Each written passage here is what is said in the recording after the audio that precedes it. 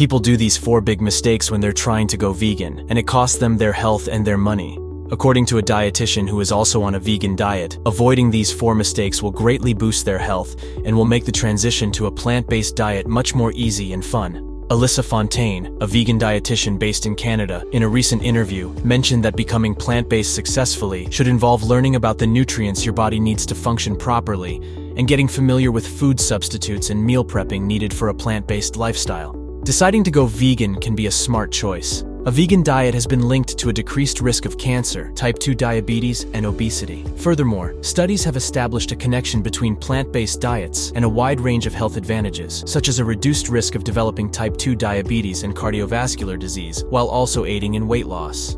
However, one of the biggest mistakes people do when starting a vegan diet is not eating enough protein. Fontaine emphasized that insufficient protein intake is a common issue among vegans, leading to iron deficiencies due to inadequate substitution of animal protein with nourishing plant-based alternatives. To address this, she advised promptly researching plant proteins and understanding how to incorporate them into one's diet to prevent deficiencies. Plant-based protein sources encompass various options like pulses, lentils, chickpeas and beans, soy products, tofu, tempeh, and edamame, as well as nuts and seeds. Fontaine recommended that around a quarter of the plate's content should consist of protein, if not more, with another quarter being carbohydrates and the remaining half comprising vegetables. She noted that this approach closely resembles a traditional plate setup, but with the necessity to replace the protein portion using plant-based alternatives. Mistake number 2 is eating processed vegan food.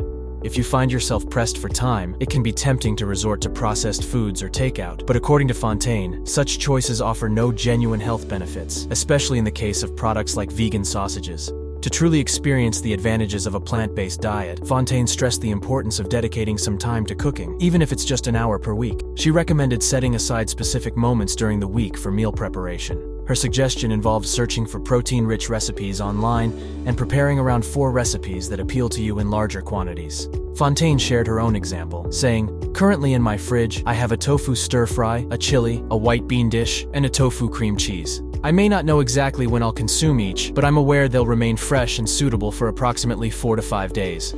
Another big mistake is not taking a multivitamin supplement. Transitioning to a vegan diet can be a significant adjustment, and it can be overwhelming to absorb all the information. To allow yourself time to find what suits you best, Fontaine suggested starting with a multivitamin supplement. Just begin with a multivitamin to ensure you get enough vitamin D, B12, and a bit of iron. It will provide you with some leeway to make mistakes and learn along the way, she advised. Since vitamin B12 is mainly found in animal products, such as fish, eggs, and dairy products, it is strongly recommended to start taking a vitamin B12 supplement, if nothing else. The 4th biggest mistake aspiring vegans do is striving for perfection as a vegan.